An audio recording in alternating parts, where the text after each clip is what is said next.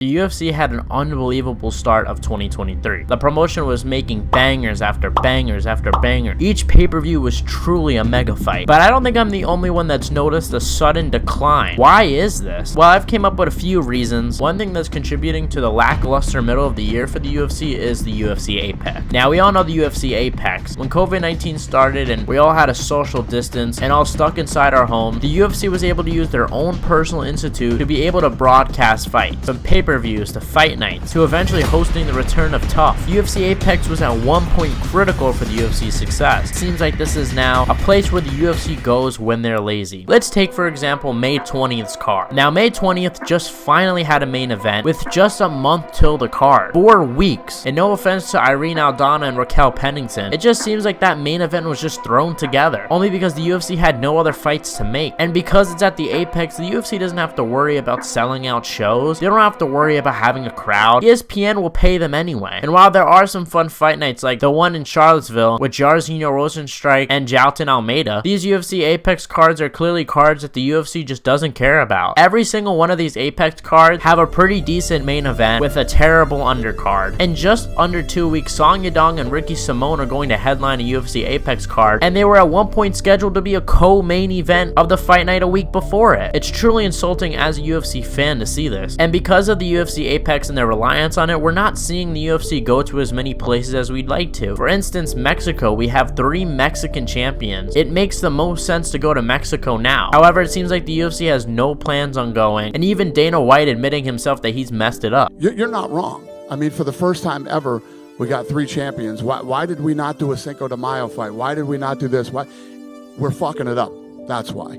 We're fucking it up. It's also baffling to me how the UFC has still not managed to go to Hawaii. Another thing contributing to this lackluster middle of the year is that the pay-per-views have took a noticeable decline. We went from the return of John Jones, to the UFC coming to England, to Izzy and Pereira 2, to Amanda Nunes, Juliana Pena 3, Yair Rodriguez and Alexander Volkanovski, Henry Cejudo versus Aljamain Sterling. And this isn't all the UFC's fault, because International Fight Week was supposed to be a big week. We were supposed to see John Jones. At one point there was talks of Colby Covington and Leon Edwards on that card. 3 guys, and I realize that we're only a few months into it, but Colby just suggested a date.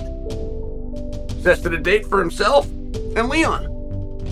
And what do you know? It was International Fight Week, which is July. But John Jones and Leon Edwards have both decided to be inactive. And while I do like Alexander Volkanovski and think his fight with Yair Rodriguez is interesting, should it really headline International Fight Week? And what I'm most worried about is August. What pay-per-view is going to be in August? Moreno will have fought in International Fight Week. Aljamain Sterling is fighting in a few weeks. Volkanovski would have also fought in International Fight Week. Islam is fighting in October. Leon Edwards says he wants to fight in October as well. Israel Adesanya just fought and has no contender coming up. Yuri Prohaska won't be ready to fight Jamal Hill in August, and John Jones is going to return in November at MSG. Even Amanda Nunes would have fought by then. And we don't have any superstars that could headline the pay-per-view because Conor McGregor is most likely going to fight in September. So what the hell is going to be the main event in August? That's what's really scaring me. And it could be one of those things where maybe the UFC overstacked the beginning of the year and now we're just having lackluster cards. But it doesn't change the fact that there's just been a noticeable decline, as well as the ridiculous pay-per-view prices that you have to pay for every single pay-per-view, despite every pay-per-view not being equal value. I could see this hurting the UFC in the future. So look, is the UFC failing us?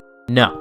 I don't think the UFC is failing us. You see, in 2021 and 2022, in the beginning of the year, it was kind of lackluster. I mean, let's look at 2022. We had Adesanya and Whitaker and a kind of lackluster undercard, as well as the Ngannou Gane being a lackluster undercard. But then as we got to the later sections of the year, that MSG card was amazing. The Abu Dhabi card was unbelievably stacked. And while it sucks now, I will say there's light at the end of the tunnel, because I think this year is going to end very strong. John Jones and the MSG card, Leon Edwards could probably fight on that card as well. A possible Volkanovski Islam rematch. So many fun super fights to make at the end of the year, but I think we're just gonna have to suffer for now. Guys, thank you guys for watching. Make sure to check the link in the description to check out our sponsor, Avid. They sell MMA streetwear. You can get merch of Hamza Chimaev, Nate Diaz, and use my code JACK10 to get 10% off. So it helps me and it helps you, because you're gonna get some dope merch and they're gonna know that I sent you. Thank you guys for watching. You guys are always very supportive, and let me know what you guys think of the UFC's, let's just say, lackluster middle of the year. Thank you guys for watching, and I'll see you guys